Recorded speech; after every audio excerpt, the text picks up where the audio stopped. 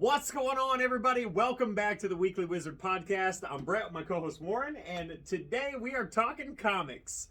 We are going to follow up on Peacemaker episode 6, and then with Valentine's Day right around the corner, we are going to talk about our top 3 favorite comic couples. Yeah. Some of the most iconic duads, dyads, triads even in the comic book world. So, here we go. Let's start it off, man. Peacemaker episode 6. What are the butterflies? I mean, oh boy! You know what? I loved it. Yeah? It was funny. My fiance said that this was the best episode so far. I enjoyed it a lot. I didn't necessarily agree with that because the gorilla episode and the, you know what I mean, all the thing and the bomb grenade thing. All the things that have happened, I wouldn't say that was my favorite episode. However, there was a lot of plot development in this one. I see, and when I was just talking about the last episode, seemed really slow to me, and then all of a sudden it was just like, plot bomb it, blah. I loved it. I love it. So, it's crazy how the last episode ended on that cliffhanger where Myrn is chasing Atabaya. Atabaya, yeah. Myrn is chasing Atabaya, and then, like, this episode, he's like, I'm not going to hurt you. Like, that threw me off. Yeah. Do you remember? Okay. So what is he going to do for food, though? So, hold up. You guys didn't see it because we did a whole episode where we covered episodes 1 through 4, and we talked about all kinds of things, and then we couldn't upload it, so it's now gone forever. I don't know if you remember, but I was talking about how I didn't think that Myrn was the only person on the team that was going to flippy flop. Yeah. Right? You remember me talking about that? Yeah. And then, who should come walking up? Yeah. Right there at the beginning of the scene, walking up to Myrn and Atabaya on the floor. Harcourt. But do you think she's a butterfly? No. I don't think the rest of the team are butterflies, but okay. I thought crossed my mind as she walked of course, yeah. But I have my suspicions that he wasn't the only person who was on something. Yeah. You know what I'm saying? And now we find out, not only does Harcourt know that la la la la la la la la la la was hilarious. When what's his he really does stick his fingers in his ear. Economist, yeah. So he really sticks his fingers in his ear. That was, and you know what's funny? As soon as they said that, I was like, he really does put his fingers in his ear. Like, I knew it. And then, of course, as soon as he walks in, I don't know what you're talking about. I don't know what you're talking. That was so. I knew that someone else on the at least one other person was onto something. Yeah. But now we know that everyone except Atabaya and Peacemaker and Vigilante are privy to the fact that Myrn is a butterfly, which is very interesting. You wouldn't think that Economist, of course, he's a pushover, like, for sure. Yeah, like you would expect him to go along with some stuff, but Harcourt, I found that pretty surprising that she was already on board with the whole Myrn being a butterfly thing. What was really surprising is that what's her name? Atabaya's mom. Amanda Waller. Amanda Waller, yes. Amanda Waller doesn't know. I'm surprised that she hasn't been in it anymore. Right, yeah, she was in the very first episode. Yeah. She made a little cameo on a laptop. Exactly. And since then, nothing. I definitely thought there was going to be more Waller in the show. I thought so too. I love her. I thought that was kind of like the whole thing that we were going to be dealing with Atabaya. Like, she was constantly going to be on her laptop talking to her mom. Yeah. It was one time. And then we saw like one text. Yeah. That was it. Yeah. And this diary thing, I don't really... Well, I think the diary is going to be big next. See, I don't understand that, but I think they're just using it as like a plot point to like make Peacemaker bad guy number 1. Yeah. But I don't... Like, is it actually his diary? No. Okay, I didn't... They planted the diary. Yeah. Waller planted the diary. They did not. She had Atabaya. She had Atabaya do it. Plant that. And I'm just saying... And now, like, Harcourt, Myrn, Economist did not know about the diary. Right, yeah, that was between her and Waller. See, I don't... And the diary lays out everything that's happening. I mean, I guess I understand how it's used as like a key in it, like the series, because like now you have the butterflies and the white dragon all coming for Peacemaker at one time, which, I'm over here getting real geared up to see the white dragon in action. Like, I don't condone anything that man is about, but Him getting scenes. suited up, dude. Yeah. I'm hyped. I would be lying if I said that I'm not excited to see him and his dad throw down, because I mean that's going to be like a to the death kind of deal. Oh Like, yeah, for sure. I mean, he finally gets out of jail after being acquitted from what economists framed, Peacemaker's dad for. Yeah. And he's like, okay, time to do the thing that I should have done a long time ago. It's time to kill my son. Yeah. And I mean, Peacemaker ain't just gonna let his dad murder him, so that's gonna be, someone's gotta die. Like, I'm just. Oh, and the scenes man. for the next episode where you saw him like flying around and like flying into the van and stuff looked pretty exciting. So. Okay, hold on. What? You didn't see that? You said you saw scenes for the next episode? Yeah. I haven't seen that. I haven't watched that. What? I don't look ahead, bro. I'm If you watch the episode and sit through all the credits, it's right there. Every episode. Like Wow. during the credits? No, after the credits.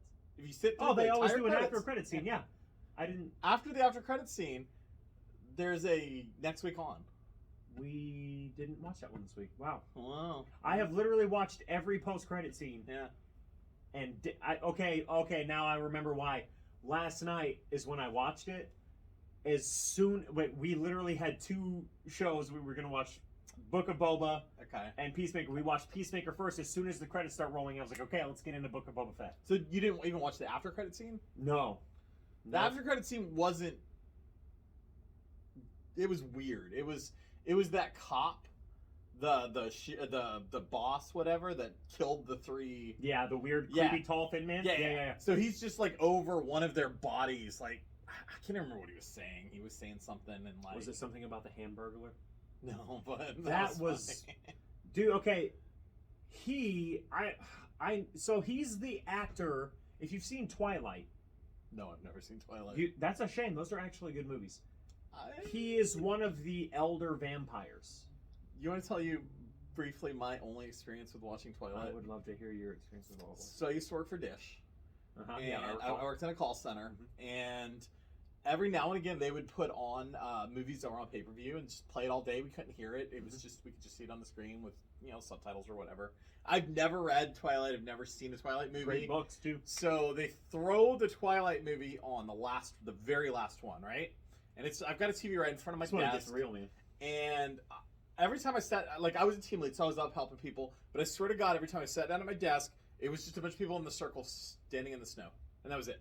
For, like, 5 hours. Like, it was just people in a circle in the snow. And I was like, this looks riveting. So I've never watched it. It is. So there is a family, an ancient family of vampires called the Volturi. And there is this scene at the very, very end, probably the one that you were seeing, where all the good guys and the bad guys meet up in the snow, and they're about to throw down.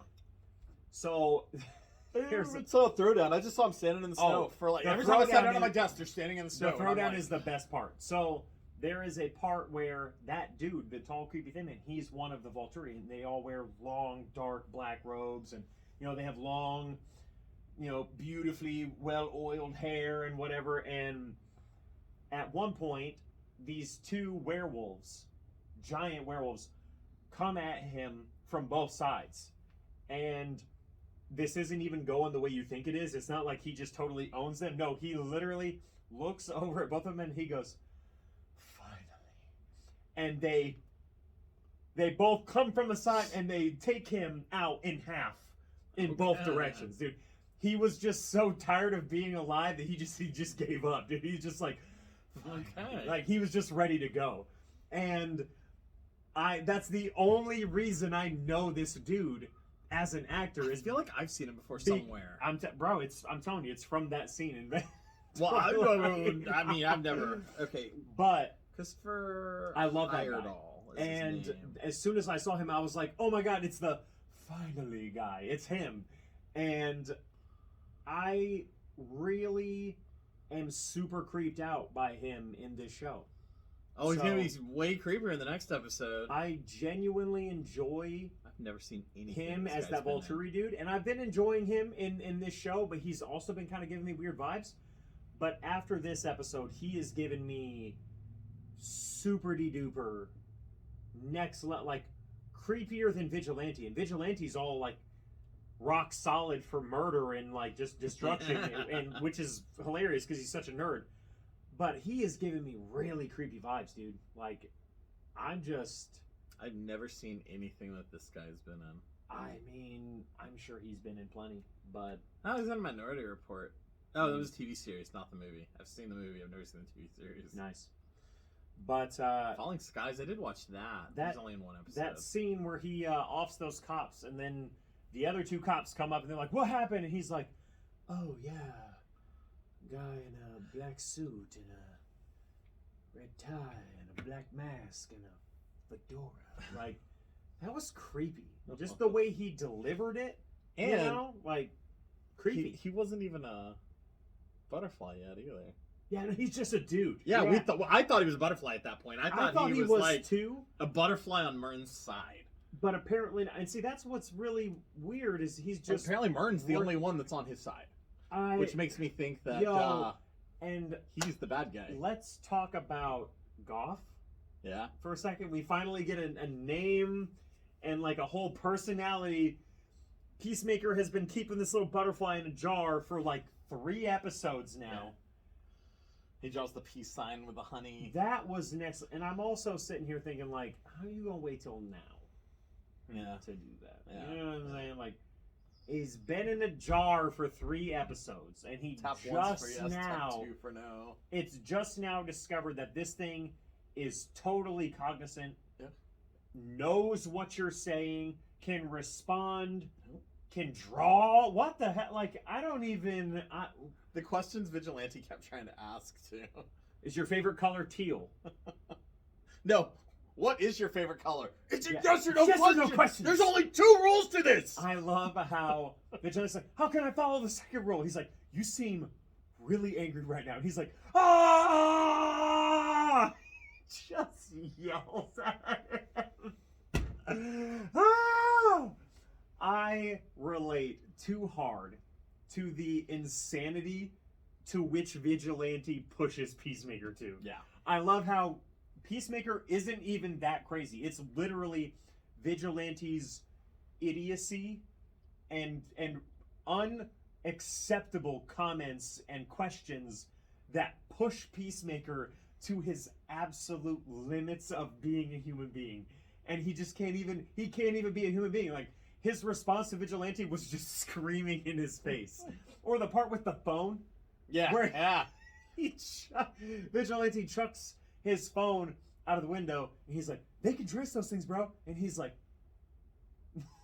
That was a secure line. it was untraceable. a secure line. They couldn't trace it.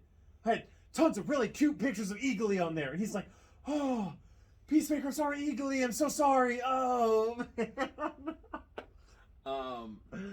oh my gosh, man. So one part that I was like, oh, that's like, it kind of like took me out of the show was when, okay, so he throws Eagly up on the roof. Like, the police have his trailer I shrouded, don't right? even want to talk about that part, dude. So That was rough to watch. He throws Eagly up there, right? Yeah. And the woman cop sees Eagly, right? Mm-hmm. Eagly's probably, what, about that tall, maybe? About 2 feet, roughly. Yeah, Right? something like that.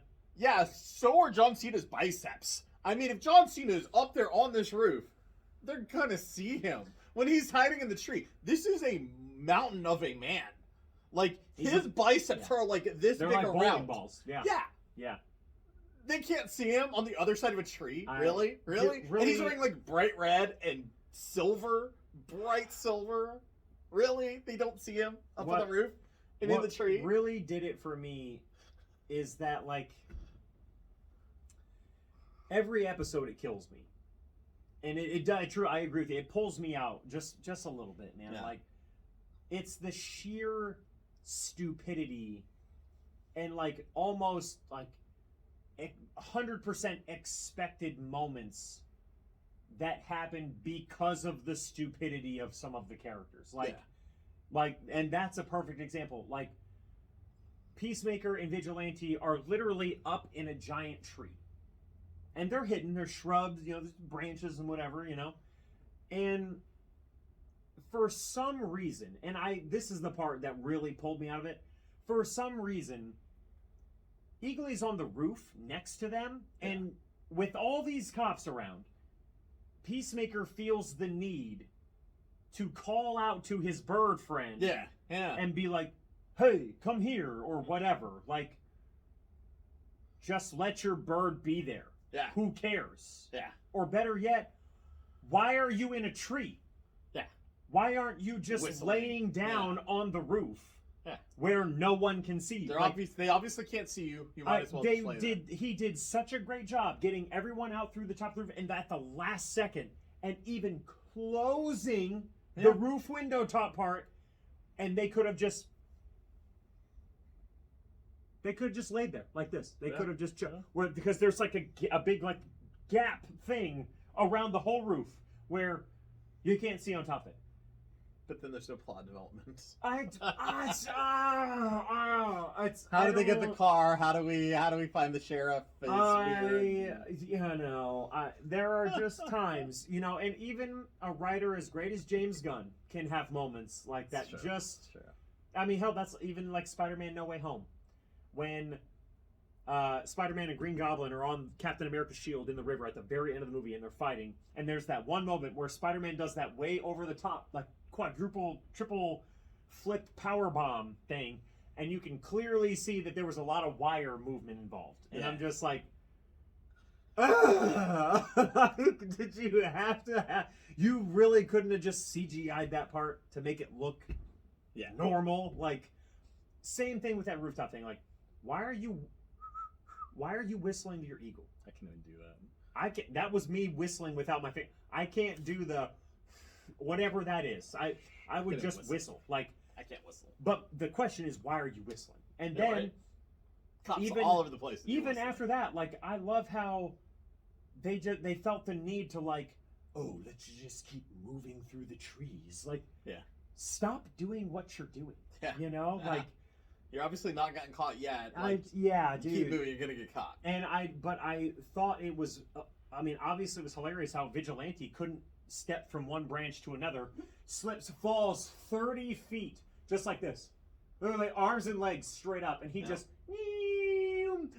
blam and just beefs it on top of Goff. Yeah.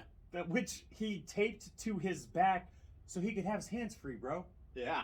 Even tells Peacemaker why he did. I mean, I just. So now Goff is free. And now Goff is in Sophie, the cop, which I thought was weird because I thought that Goff would try to like communicate with. I don't think Peacemaker and Vigilante. Yeah. But I think. And obviously, it's clear now that he was only trying to do that because he was in a jar. Yeah. But I guess me personally, I thought like once it got into Sophie, he was going to be like, "Hey, so let's talk." Yeah. But no, he was like, and a smile. That's weird with every person. And then she got really weird, and her partner was like picked up on it, but didn't. What do you mean? Make a move on that? Yeah. This episode, oh my gosh, man! It was really great. That scene where she's standing there and all of those UFO or alien ships come and land, and they all fly out. And I'm kind of confused because I thought they were like all already in people. I guess not. But there's like a ton of them that are just like thousands of them. Yeah, dude, there was a lot.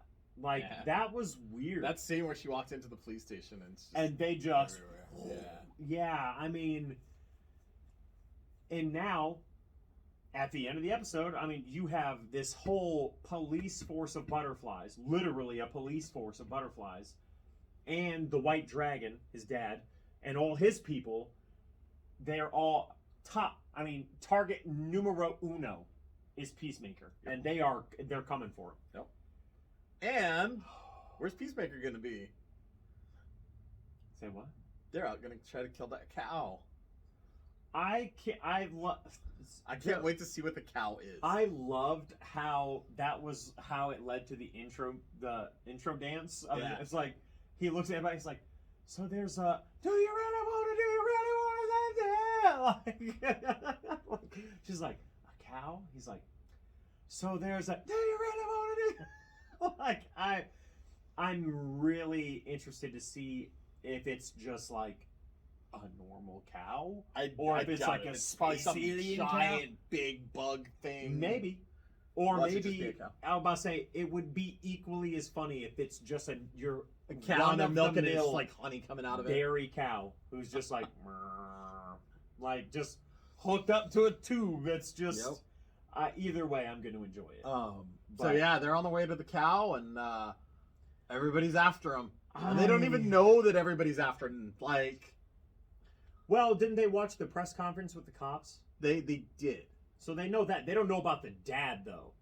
That's They don't know part. about the dad, I'm and not- they don't know that all of these guys are butterflies yet either. Like, they know that True. Yeah. um, Yeah. They don't know that yet. yeah. All they know is that they found the journal that Atabaya planted, Yeah. and they know that Atabaya planted the journal. So that's literally all they know. I honestly thought that. Okay, and this is just me. I've watched a lot of movies, a lot of TV, but there are certain things that happen in TV shows or movies that mean another thing. Like if this person says this, or this character does this or reveals this, it means XYZ. Yeah. So, perfect example of that would be like, oh, this character professed their love to this character. By movie standards, this person now has to die. Because no one's allowed to have a damn happy ending. Right.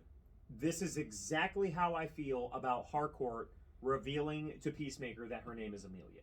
Oh yeah. I believe that by movie logic or TV, plot points, she now has to go. Because she decided to, whatever. I have a feeling, man. And especially now with the White Dragon coming, Yeah. I think that he's gonna Think so? Okay. and then Peacemaker's gonna be like, "Ah!" And then they're gonna fight to the death. That's just me. But I've seen a lot of movies, I've watched a lot of TV, and that's my standpoint, that's my thought. I Excuse think me. that Amelia Harcourt now has to get offed. And I think it's going to be due to White Dragon, and I think that that's going to lead to Peacemaker probably finally just offing his dad. We'll see. And I could be wrong, but I could also be right. There's 2 episodes left? This was 6, right? Only so 2 7, more, yeah. dude. I mean, same with Boba Fett. They're on the same Are they? Okay. schedule, so they'll be done at the same time. So we just watched the 3rd episode of Book of Boba Fett last night. Dude, get to number 5. I've heard. Two more, bro. Technically one more. You get through 4, and you're on the good stuff. Yeah, that's what I've heard. I've heard it gets way better at 5. 5 and 6 have been. And then excellent. I'm about to say, and then 6 also gets good too. That's what I've heard. Oh, So there is a comic book that I own that has shot up in value because of that one. is this the first appearance of Boba Cad Fett that Bane. you were? It's First Prince Cad Bane. Did we talk about this already? No. Oh, okay. So this is Darth Maul number 2. It's First Prince of Cad Bane, and apparently Cad Bane was either in episode 5 or 6. I think it was 6, right? And Is Cad Bane the blue alien dude? Yeah. the Okay. Droids, yeah. Watch that. Yeah. Watch both of those. So Oh, man. this went from like a $65 comic to like $180 comic overnight because of that episode of Book of Boba Fett. This is the book you're looking for. Yeah, Sell it. yeah, You yeah. should definitely hop on that train. I think the last one we sold was like $60 or $65. And It's funny. like, I man, literally it's so I much have more a now. for Amazing Spider-Man number 4 first appearance of Silk. Yeah. I have one of those. I have that book graded at 9.8. Mine's not a 9.8 I'm literally just waiting for the show. Across the Multiverse to come out for them to reveal that, and then I'm totally gonna sell the hell out of them. My understanding is they've talked about making a show over. I would hold on for that. Either way, that's what I'm waiting Right, for. right, I mean, I yeah. literally just saw that book going on Instagram for like $385, Yeah, no, and I'm thinking to myself like, if I wait till the show drops, I could plug that for 5 or something. Right. So I'm that's pretty the hyped. Cad Bane one. Oh, I know that cover. Yeah, okay, yeah. I know that book. Yeah. And then his first cover appearance shot up to. I bet it did. I have it. I have both of them, so I'm pretty excited. Dude, yeah, hey, now's the time, dude. Jump on that train while you can, man. But Oh, I'm not selling mine. I love Star You're Wars. gonna hold on to that forever, huh? Oh, yeah. Nice. But yeah, man, I'm continuing to absolutely love Peacemaker. Yeah. It's just so good, and I keep watching that And that's what, so that dance at the beginning. this price right here is a 9.2 raw, $180 for Amazing Spider-Man 4. Yep. So yeah, no, I I'm can gonna hold on to easily see that. it getting like 300 right now. Yeah, I'm gonna wait. Yep, 9.8 graded. So pretty hype about that. Oh, dude. Okay, everyone. I have big news, Oh yeah, and I can't believe I haven't even touched on it yet. what's that? It's official. My sketch cover is on the way back. Oh, is it? Oh, manzers. So you seen the grade? Unfortunately, yes, I have. Oh, what is it? No, it's not bad. I prefer to be like, yeah, I prefer it to be in the moment. Oh, You know what I mean? gotcha, Like, gotcha, I like gotcha. to be surprised and just kind of have that moment like, oh, you Have know. you seen the sketch? But no, so that's not posted. Like, Okay. I will have to wait to see that. However, it is scheduled to be in my possession on Tuesday. On Tuesday, okay. Yeah, text me a picture of it. Oh, I will probably bring it straight up to the store, my friend. I will be. That is if it lives up to my hype and expectations. Yeah. I will bring it here. If you get a text from me with a picture, you'll know it wasn't what I wanted it to be. But Gotcha. yeah. So I am. That's not affecting. Oh No. Okay. So I'm really excited. I'm kind of. Yeah. I'm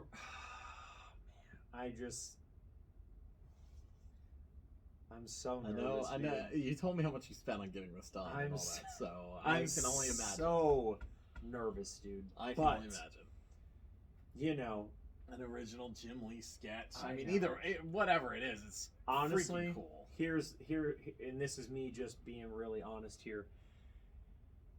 If I get this book back and it's not what I asked for, I'm probably going to sell it Yeah. and get other sketches done. Okay. Like, because I'll be able to sell that for quite a pretty penny. Oh, for sure. I mean, an original sketch art by Jim Lee. I mean, that's And especially what it's graded at. yeah. And I love Jim Lee to death. Seriously, him and Greg Capullo they're my top two. Like, I Yeah. love their Midwestern style of comic art. That's my jam. I love it. But there will be a level of disappointment Yeah. that I won't be able to overlook. So at the end of the day, I won't want to keep it. Yeah. And I will, because think about it. How many other sketches could I get done for the price that I could sell that at? You Right. know what I mean? So, oh, I saw, Chris Claremont doing a signing, Chris dude. I saw that. Claremont. And it's funny because I have that Wolverine book. I thought about sending that in. I think that'd be cool with like a silver Sharpie. Yeah. That'd be a pretty book. But, yeah, man. I have So, so many Claremont books. That I feel like I have a decent amount. I just don't know that I have a decent so many amount. X-Men and Excalibur. Right, yeah, for you, all that you're stuff, you have no short supply, but so Tuesday, You get a remark for $100. either that's not bad. So it'd be 170. It was 70 for the signing, and then 100 for the remark. If you Is he wanted doing to sketch do that. covers? No, he's not an artist. I mean, he's a writer, so I think he just does. If like, he's doing remarks. remarks, But I mean, a remark is just a tiny little sketch. well, that's so- still a drawing. If you can do it this big, you can do it this big. You know what I mean? I'm surprised Yeah, he's not no. capitalizing on that. He is not doing any sketches or But, anything like that, just remarks. So, anyways, Peacemaker's amazing. I'm excited to get my book back on Tuesday. If it is top tier and what I asked for, I will be doing a massive reveal on this channel. I will have already seen it and we'll already know what's up. But, oh man! So, now, let's talk Valentine's Day, man. It's coming It up is. soon. It is. It's close. So we're what, a week away? Yep, it's next week. Yeah. Yep. Oh, So God. when this drops, it's a week away. If you haven't already geared up for that, shame on you. And Oh, no. Shame on all y'all too. I got something for my wife. Good. So. So we thought it would be cool to talk about our top 3 most beloved, adored, revered comic book couples or thruples. But there's a couple of them out there. In the comic book universe. Yeah, and yeah. I love this. It's a little nod to Lover's Day and Yeah. kind of, and plus, honestly, some of the greatest stories that are out there are built on those relationships. I mean, let's For be sure. honest. Like, For sure. you I know, mean, every A lot of those wedding issues are big. oh yeah, you yeah, know. big time. I mean, you know what? Isn't what Deadpool's wedding has the Guinness Book of World Records for the most comic book characters on a cover? It's like 270. I have that cover. book graded at like a 9.6 Yeah. or something like that. It's pretty dope.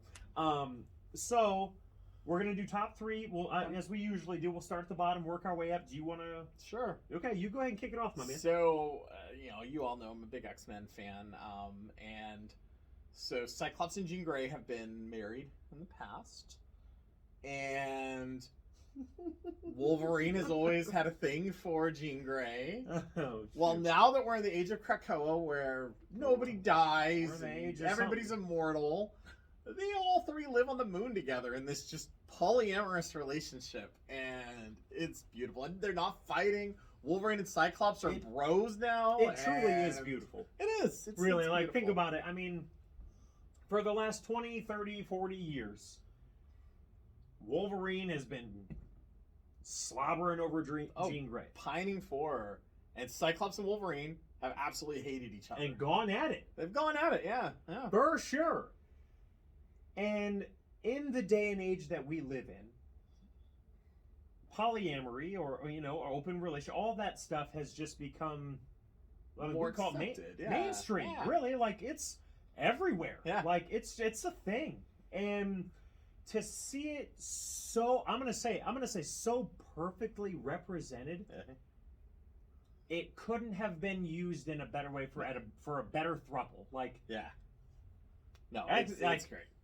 Logan, She, I'm blanking on Cyclops' Scott. real Scott. Oh my gosh, yeah, Logan, Scott, and Jean. Like, if ever there were 3 people who were meant to just all live and die together, Yep. it's those 3. Let's And be real. I'm like, so glad that the White Queen is not part of this.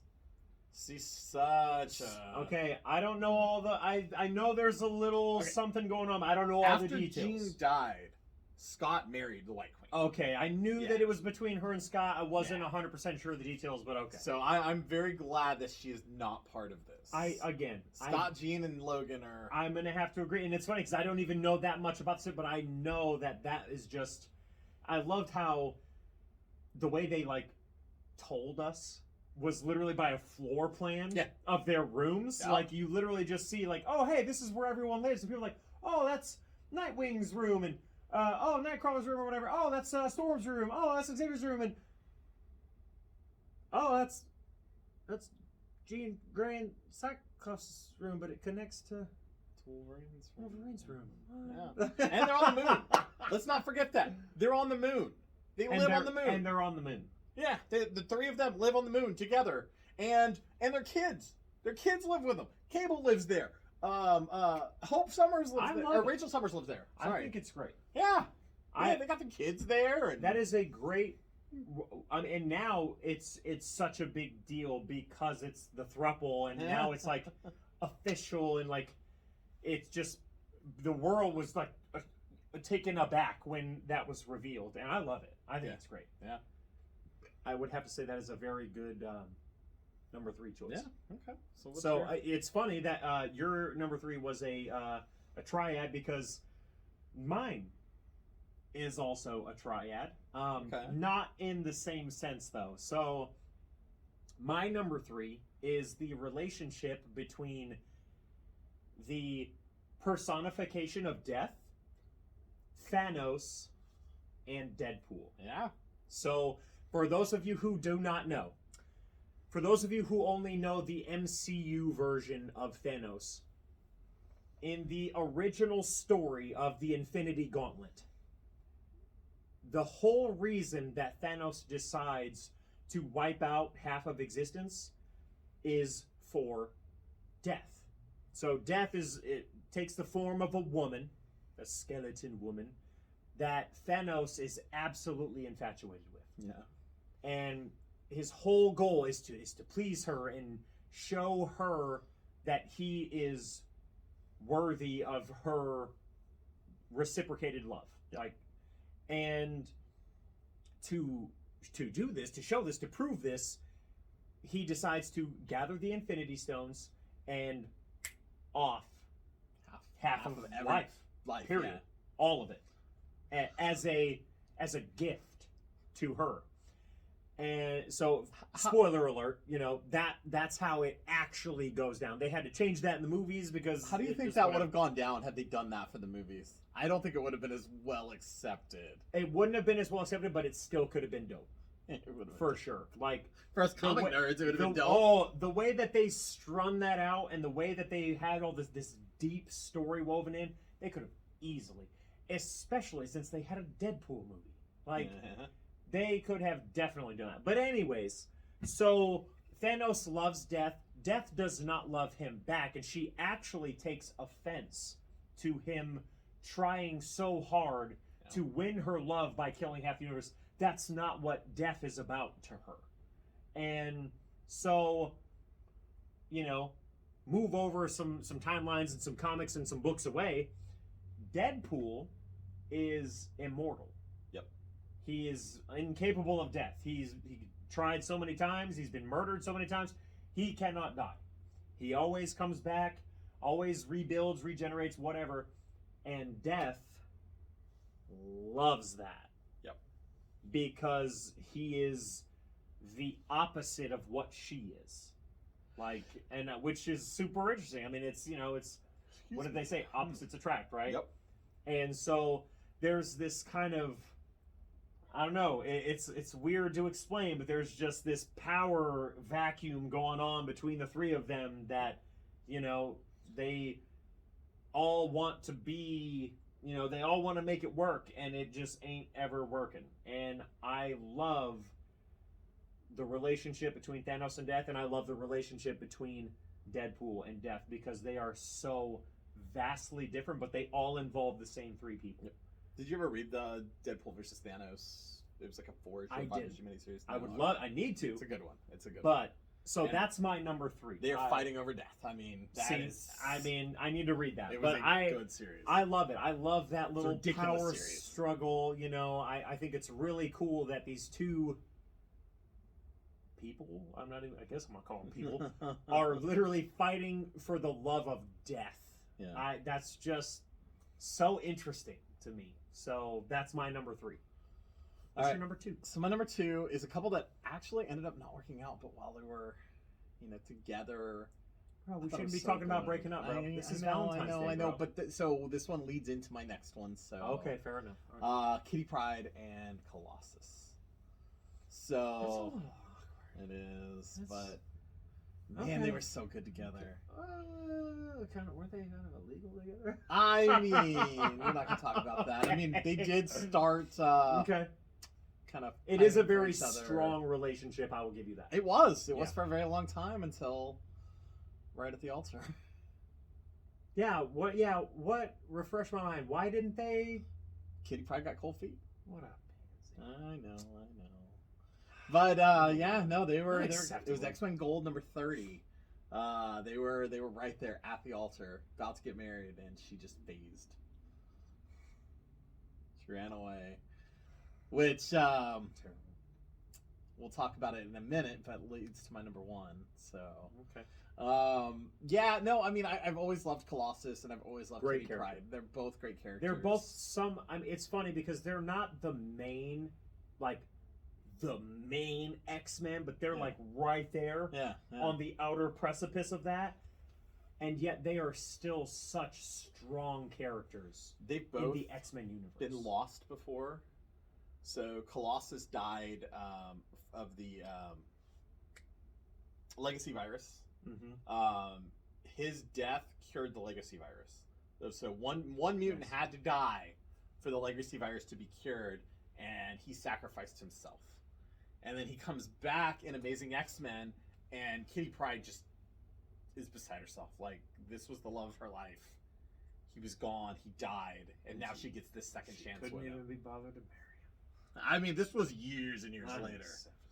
So, and then she was lost for a long time. There was a giant bullet that was going to destroy the Earth, and it took all of her power to phase this just giant bullet that was like larger than the Earth, that was just going to obliterate the Earth. And so she phased this thing through the Earth, and they didn't know how to get her back for a long time. And so and this is all in Astonishing X-Men, where he's brought back, she phases through the world, all that stuff. It was some crazy storylines. Isn't every X-Men a crazy storyline? Let's be real. I mean, come on. It's true. It's true. Okay. So, but yeah, no, I always loved their dynamic, and it was great until then. Just she leaves him at the altar. But and there has been no rekindling of that since then, correct? Even in the new stuff. Yeah, no. Okay. She is Captain Kate. She actually can't get on Krakoa. Part of the Marauders. Yeah, now, she is right? the captain of the Marauder. Yep. She has Kill Shaw tattooed on her knuckles, and she is a badass. And she's the red bishop of the council. Or no, Red Queen of the Hellfire Trading Company now. So she's got a little power there, and okay. Got some influence. Yeah, so and the Marauders kind of deal with black market the petals that can cure health and stuff like that. Oh, that are dished out to the humans. So she's working in the black market for that, and then but also trying to rescue mutants that are stuck in countries that won't recognize Krakoa. So that's really the Marauders' goal. Okay. Colossus is living in the Savage Land, growing the flowers. Love it. And he's painting and doing art and being weird. I love it. That's great. Love it. That's a good number 2, man. So my number 2, I would say vastly different from your number 2, but not entirely, because Colossus is kind of like this monster. He's like metal, and he's not really a person. But anyways, my number 2 is the relationship between Betty Ross and Bruce Banner. Okay. So Hulk and now Banshee. Yeah, Red Harpy. Red Harpy. Red Harpy, yeah.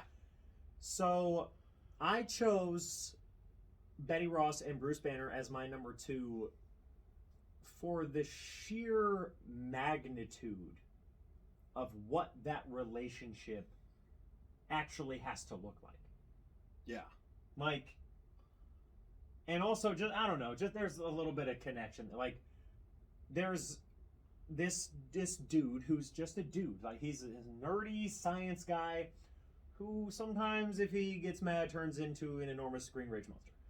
And I find it very interesting and compelling that there can even be a relationship there. I think it's very interesting that for how many years now, like over the course of the entire existence of the Hulk, it's Betty Ross, like, and her father has been trying to stop Hulk. Has been trying to kill him from day one.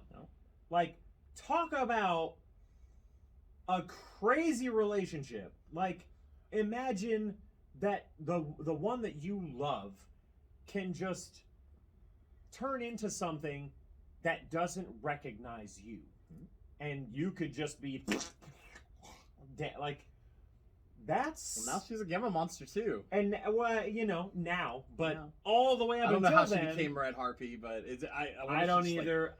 Did that gamma happen off of him or something? Didn't that happen in the Immortal Hulk storyline? No, she was already Red Harpy before. It happened before then? I'm pretty Okay. sure, yeah. I don't know. But just the fact that, a person could be so in love with someone that you can overlook that. And it's not like Bruce has a choice. It's not like he's like, oh, I choose to be the Hulk. No, like, he just geeks out sometimes and just turns into an enormous green rage monster. Like, that sucks. Like, but to keep loving him despite that, yeah, I mean, that to me, that screams love.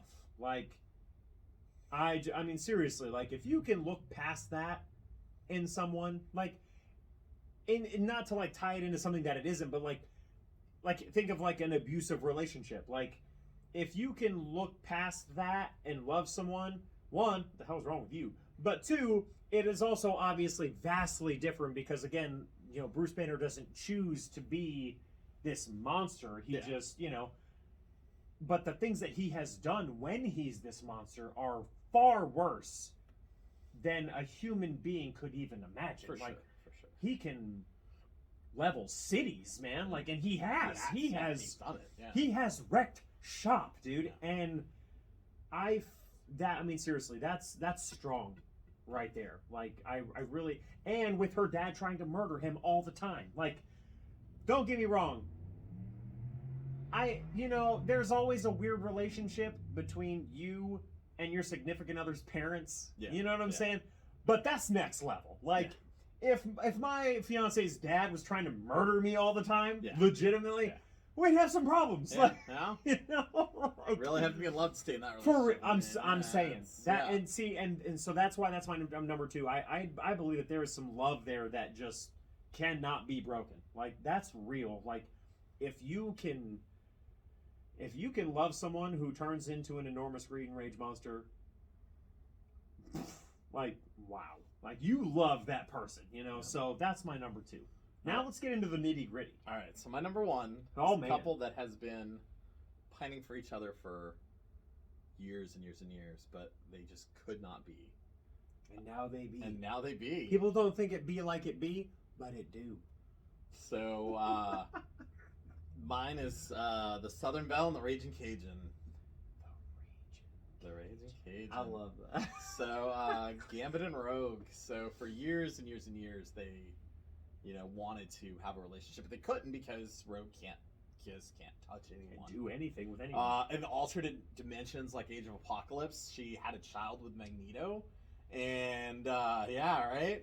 But, yes, what's funny is, right before the Age of Apocalypse happens, they know the world is ending. Gambit kisses her, and then when the Mcon crystal comes and destroys that world, and our world is back to normal, he just collapses because he kissed her, and he's had all of his, you know, soul sucked out of him by her powers, right? So, yeah. So he's hospitalized. He's out for a while. And then, so they get back on good terms. They're you know, flirting and all that. And then we find out Gambit's a freaking traitor.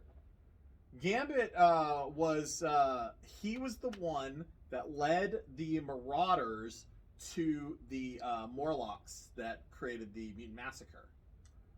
He was working for Mr. Sinister, and the Marauders worked for Mr. Sinister. So he was the one that betrayed those mutants, and they were massacred. Right? So now he's trying to redeem himself for that, and she's like, I can't deal with this. Like, you're a traitor. Right. Okay? So they get back on good terms. Still can't touch each other. Well, she starts to learn how to control her powers. Finally, after years and years and years of just not being able to. Well, they're in a relationship. They're together, and they go to attend a friend of theirs' wedding. Well, the woman and the wedding gets cold feet and phases through the earth, and so they're like, hey, we still have a wedding here. Let's get married. So Gambit and Rogue end up taking Colossus and Shadowcat's wedding. Oh, that's messed up, man. There's so much drama with the X-Men, dude. When I flipped to that page, I was like, what? No! That's awesome! These are like my two favorite characters in all of comic books, Gambit and Rogue. And the fact that they're getting married, I was geeking out. So right. I have every cover for that issue. So the main cover of the issue has Shadowcat and Colossus, because you think that they're going to get married in this issue, right? But then there's the secret cover variant that they had a black bag, and it's Gambit and Rogue holding. They're like embracing each other, right? I've seen. That's a nice cover. Yeah, man, that's good. J. Scott Campbell. Yeah. So, yeah, Gambit and Rogue, and then they went on a honeymoon. You know where they went?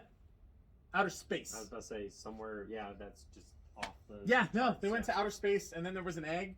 And the egg ended up having the new. It was, what's her name? Lilandra, the queen, the Shi'ar queen, her daughter. So who's now the Empress of. Oh man, it was crazy. Drama. It was crazy. Yes. So Okay. they had. That was like a 5-issue miniseries. Then there was a Mr. and Mrs. X series that ran for like 8 issues. That was just excellent. And it's just Gambit and Rogue trying to have a honeymoon, trying to be husband and wife. And then they were on Excalibur together in the new series. And now she's an X-Man. She's like on the official X-Men team. Oh, nice. He's not. Okay. So yeah, Gambit and Rogue. So That's my number one. Okay. I love both of them. I have both of their first appearances. I have their wedding. I have. Yo, that game, the first appearance is going for some money now. It is. I have a very, very, very nice copy of it. Nice. Yeah. So, last but certainly not least, my number one is probably one of the most, if not the most, iconic couple in comic book history. And surprisingly enough, it's not the one that everybody thinks I'm going to go with, because everybody knows that I'm a huge Batman fan. So everybody's like, oh, who's going to pick Batman and Catwoman? No, ladies and gentlemen friends, plot twist. My number one choice is Clark Kent and Lois Lane. It's a very wholesome couple. You know what? That's exactly why I picked They're it for my so number wholesome. one. They have a child together. And they've been married for Ever. I picked this couple because of the purity of this couple. Valentine's Day is all about love, my friends. That's what it's all. And it is about true love. And it is about appreciating, respecting, admiring, adoring your significant other on this one day. And really, I can think of no other couple that truly embodies all of that greater than Superman and Lois Lane. Yeah, for sure. I mean, they are what all the other comic book loves aspire to be. And even when we see them, I wouldn't say fight, like argue, it's always like very Out minor. of love. Yeah, and it is, and it's very, it's always very minor, and they talk it through. I mean, like they're Always. yeah. And it's crazy because that's coming from an alien who could destroy the world with a laser beam. Easily. And a woman who is Normal just woman. a woman. I mean, she's a very smart woman. I mean, she is Pulitzer Not Prize that winning. she's just some nobody, but Yeah. she's just a human. Like She's just a woman, human. Yeah. this duo, it's kind of like, you know, the Bruce Banner, Betty Ross. They are so different, and yet there is nothing that they cannot overcome. Yep. Nothing. Yep. I mean, I've She's never seen seen him die. it. She's seen him die. It is truly something that even us as actual people would strive to achieve. Yep. That level of communication and just symbiosis, man. Like Yeah. they are meant to be together. Yeah. They are not like they are greater than the sum of their parts, man. If like, a writer ever came along and tried to break that couple up, I mean, it would just be. it would be a disaster. Yeah, it would. And would be you know what's pissed. funny? You know how you can tell that they're that good? No writer has ever come around and tried to do that. Nope, sure haven't. Like, Not even Bendis. and don't get me like, obviously there's always some bad guy who's like, oh well, I'll kidnap Lois Lane and use her as bait. It never goes farther than that because Nope. Superman always comes out of nowhere and he's like, give me my wife back, fool. Yeah. Like, you know, I wanted to pick Batman and Catwoman. I like the way that they're opposites, you know what I mean? And the way they play off each other, but... So that's funny. I was actually going to pick that as my number 2. Was Superman or Batman? Batman Really? and Catwoman, only It's because... such an iconic duo. And it's another case of, you know, being left at the altar. But, no, so I just finished, like, I'm working my way through Tom King's run of Batman right now. So I'm on Don't spoil it. issue I 16. can't wait. I'm waiting for Have the you omnibus. not? Oh, I've wow. gotten up to 52. The first 2 omnibus only cover 1 through 52. I'm bummed out. Wow. So wait, I have like another 3 omnibus. of Tom King? Well, yeah, he came after Scott Yeah, Snyder. yeah. Yeah, So I got. have you read through 52? Yeah, 1 through 52. Yeah, Okay, so you know that. I haven't read past that. Yeah, she left him with Ultra in 50. So you've read that part, right? No, it ends with the last night on Earth, where he's carrying Joker's head around a lantern. Oh, that's part of Scott Snyder's run. Yeah, that's where it ends. Oh, I thought you were talking about you had the first 52 of Tom King's run. So they consider that part of the 52 because it was Scott Snyder. So the whole Scott Snyder, Greg Capullo era is like 52 issues. Yeah, that's part of the new 52. But it ends with Last Night on Earth. It doesn't end with a wedding. It happens right after. So that's the rebirth. Haven't gotten there yet. Oh, okay. Well, I'm spoiling stuff for you. Sorry, bro. No. Well, you didn't even say anything, but yeah, no. But I know that there's like a wedding and stuff, but I don't know how it go. I don't, you know what I mean? So yeah. No, I'm not there yet. I now have to wait probably another year before third. Oh, I didn't even tell you. So I had a customer come in the other day, and he was selling us some hardcovers to the store, and he had a bunch of omnibus. And he pulls out one of them, and he hands it to me. He's like, "Here, you can have this one for your collection." And it was the Batman Scott Snyder first omnibus. So he just gave it to me for free. And I was like, "Seriously?" And he was like, "Yeah, you can have that one." And I was like, "Sick." So yeah. So I have the first one. I'll probably never get the second one. Cool, man. I'll probably never get the second one. Super but... cool. You're so cool. It's all right. I have Jim Lee sketch cover, whatever. I mean, hey. Yeah, whatever. So this is like the only omnibus that I own, but yo, it's pretty sick. It's a really good book, man. Yeah, I mean, I'm gonna read it. I mean, it's that Scott Snyder writing is, and that Greg Capullo art is. I mean, those two together. I absolutely love it. Yeah, man. And I love you Greg get. Capullo art. I mean, you are like you're living in that book when you're reading it. Yeah, dude. But that's my number one. Okay. Superman Lois Lane. So now I want to end with story time today. A story that happened this week. What, dude? Here in the Okay, store. I love story time. Okay. It's a crazy story. I'm excited. Absolutely crazy. Oh, story. I don't know. He has not heard so this we're yet. all getting this at the same time. Okay, I was surprising him with this. Oh, okay. Let's go. All right. So Monday night. Okay. These two, I'm talking meth heads, like crazy meth heads. Bring in 2 boxes of comic books, 2 short boxes, right? Okay. There's probably $4,000 to $5,000 worth of comics in these.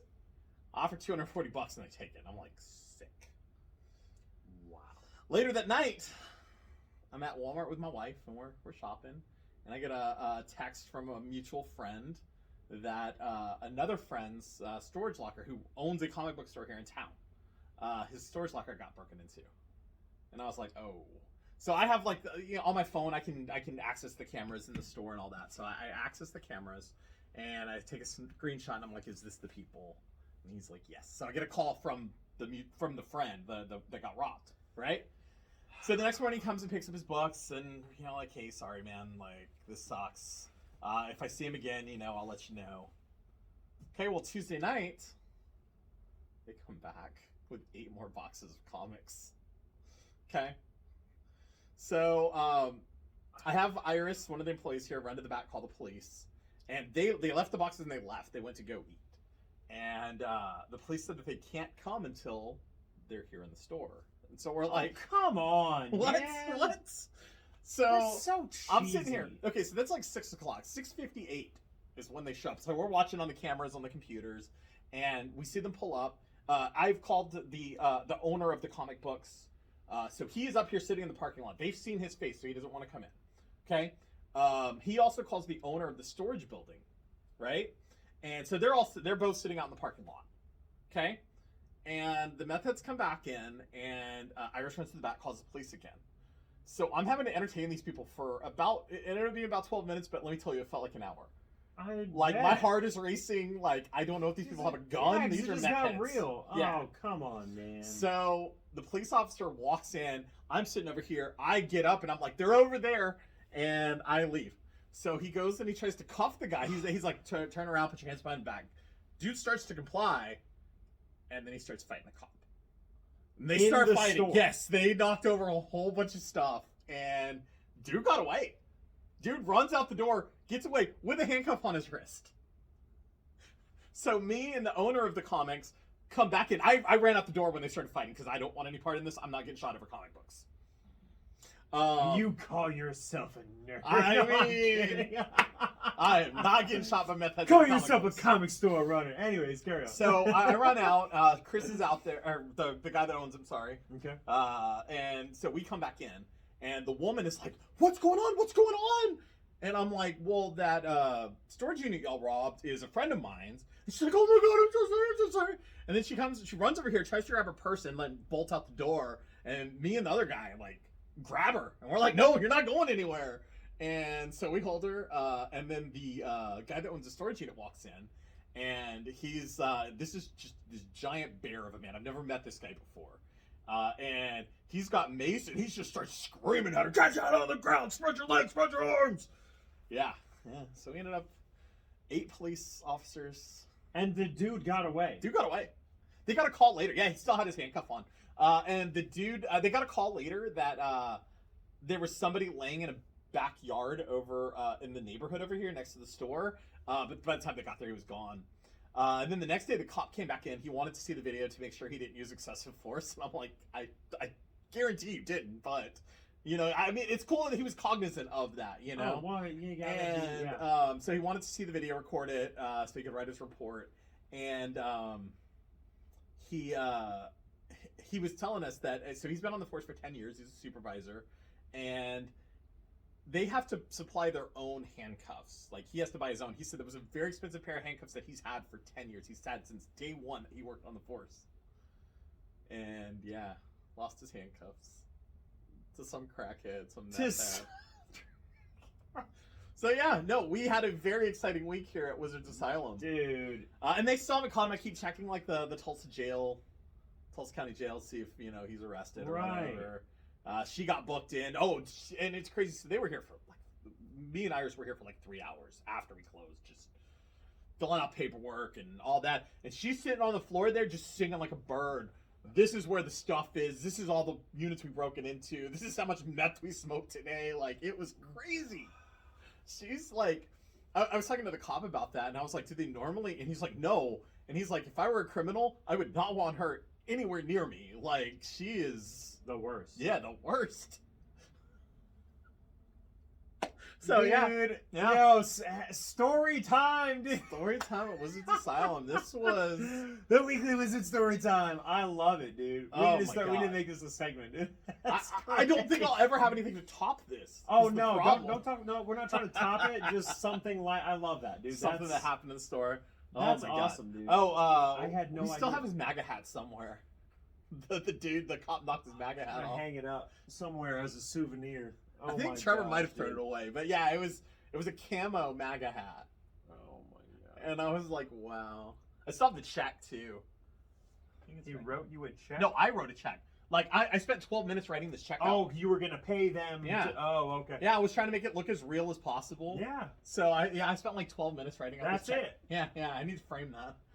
You should. That's yeah. And So with the MAGA hat in honor of Yeah, the right. meth head who tried to sell us stolen books. Like that's and you know don't what? sell us stolen books. No, and that's also like a great thing to talk about. Like, if you know that someone has done something like that, like, call them out.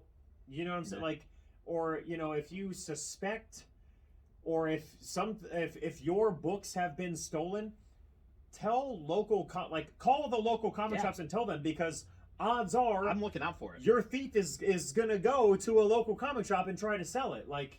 It And happens. then the great part is the comic shop doesn't buy it and get sucked into this Yeah. weird legal thing, like Then I'm or just out the illegal money. thing. Yeah, like it's Luckily, the guy never cashed the first check. there you go, perfect. And it's crazy because I accidentally wrote the wrong name on the check.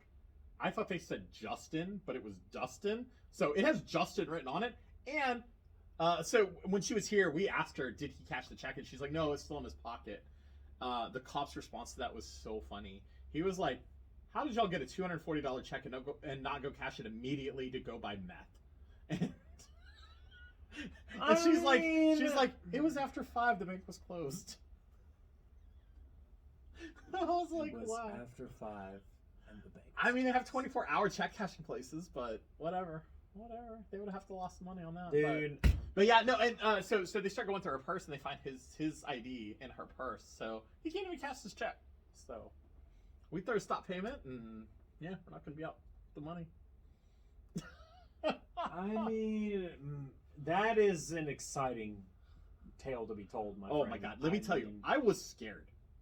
I mean, I was scared for that little bit of time that I was waiting for that cop to get here. Like, my heart was racing. Yeah, that's. And I was such a good actor, man. Were you such a I was good so actor? cool. I was so cool because we had actually they were gone from 6 o'clock to like 6:58, and we thought maybe they had gotten tipped off. They were way. on to you. Yeah, and that they were on they to pieced us. out, Yeah, and they just pieced out.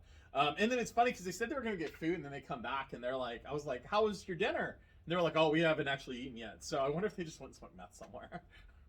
Probably. Probably. If I had to guess, Yeah, that's probably yeah. exactly. They probably went right around the building, and Yeah. we're just out there Probably. smoking that for Probably an were, hour. probably were. Wow. Yeah. So Man, you get to do all the fun stuff. I wish it were more fun.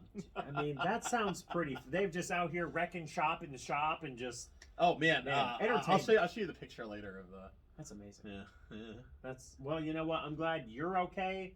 I'm glad everyone's okay.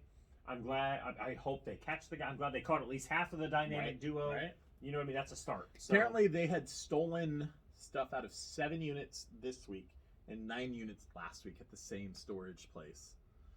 So yeah. So I mean, they're multiple felony. So yeah, and she's still in jail. I checked earlier today. She hasn't bonded out or anything. So yeah, fun times. don't break the law, folks. And if you do, don't bring it to me. And if you do, don't I don't bring want it any part anywhere. of that. Just, don't. I'm not even going to speak on that. Yeah, I'm glad you guys are okay. I'm sorry that you guys got caught up in that scandal, man. But again, if somebody steals your stuff, like, reach out to local places, man. Like, let them know to be on the lookout for XYZ. That way, Yeah, if you can tell me specific comics, I will definitely keep their look eye out for it. Yeah, I mean, and I've heard about this happen. Like, it is a thing. Like, you got to call around and let people know so that they can be looking out for it. So, all right.